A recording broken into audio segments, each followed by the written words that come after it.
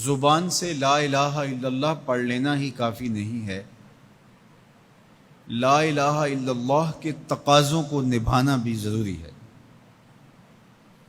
جب ہم یہ کہہ لیتے ہیں کہ ہم نے لا الہ الا اللہ محمد رسول اللہ پڑھ لیا، تو پھر اس کا مطلب یہ ہے کہ ہم دائرہ دین میں داخل ہوئے، اب ہماری اپنی خواہشات، آرزوئیں اور تمنائیں نہیں رہیں گی، دین جو ہمیں تلقین کرے گا وہی ہمارا طرز زندگی ہوگا۔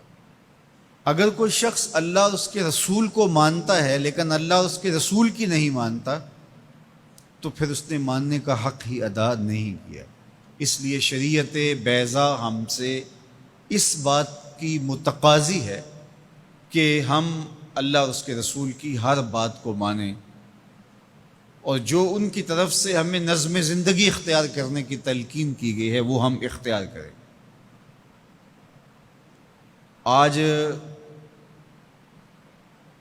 SOPs کا تذکرہ ہے۔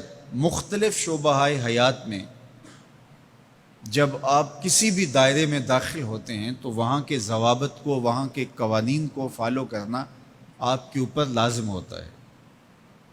آپ شہری ہیں پاکستان کے، لیکن آپ کو کسی ملک میں سفر کرنا ہوتا ہے، تو جتنی دیر تک آپ وہاں رہتے ہیں تو آپ کو قوانین ان کے فالو کرنے ہوتے ہیں، ان کے ضوابط کے مطابق آپ کو وقت گزارنا ہوتا ہے۔ تو یہ بات اچھی طرح سے ذہن میں رکھیے گا کہ اسلام صرف اعتقادات کا نام ہی نہیں ہے، بلکہ یہ ہماری مکمل معاشرتی زندگی، ہماری مکمل اقتصادی زندگی، ہماری اخلاقی اقدار، ہماری تقویم، ہمارے رسوم و رواج، طرز معاشرت، ایک ایک چیز میں اسلام کامل، اکمل اور مکمل رہنمائی دیتا ہے۔ تو جب ہم ایمان کی دولت سے مالا مال ہو گئے تو پھر اسلام کے دیے ہوئے ضابطے کو ہمیں حرف بحرف پورا کرنا پڑے گا۔ تو جو شخص اسلام کے دیے گئے اصول و ضوابط کے مطابق زندگی گزارتا ہے اور صالح اعمال اس کی زندگی کا شعار بن جاتا ہے، تو پھر اللہ اس کو صلہ کیا دیتا ہے؟ ایک تو آخرت کا اجر ہے جو اس کو عطا کیا جائے گا، وہ تو ہے ہی ہے، لیکن اس دنیا کی زندگی میں بھی اللہ جل شانہ اس کو جزا کی صورت میں صالح، پاکیزہ، ستھری، مطمئن زندگی عطا کرتا ہے۔ اللہ اس کے لیے رزق حلال کے اسباب پیدا کر دیتا ہے۔ دیکھیے، جو میری اور آپ کی قسمت میں لکھا ہے، ہمارا جو مقسوم ہے، وہ ہمیں مل کے رہے گا۔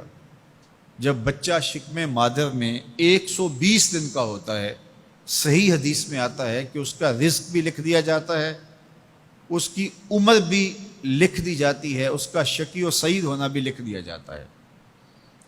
یہ لکھ دیا گیا ہے، قلم اٹھا لیا گیا، سیاہی خشک ہو گئی، میرا اور آپ کا لکھا ہوا مقدور ہے، مقسوم ہے، وہ ہمیں ہر صورت میں مل کے رہے گا۔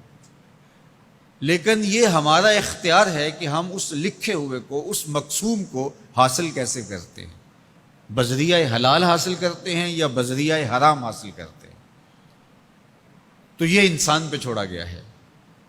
لیکن جو شخص اچھے اعمال کے ذریعے سے اپنے رب کی رضا جوئی میں لگا رہتا ہے، تو اللہ اس کے مقسوم کو اس تک حلال ذرائع سے پہنچاتا ہے، اس کو اس کی توفیق نصیب کر دیتا ہے کہ وہ حرام کی طرف نظر بھی اٹھا کر نہیں دیکھتا اور وہ حلال رزق اختیار کرتا ہے۔ تو جو اچھے اعمال کرنے لگتا ہے، اللہ اس کے لیے ایسے راہ کشادہ کر دیتا ہے کہ اس کو نیکی کی توفیق دیتا ہے اور گناہوں سے اس کو محفوظ رکھتا ہے، اس کے لیے اسباب مہیا کر دیتا ہے۔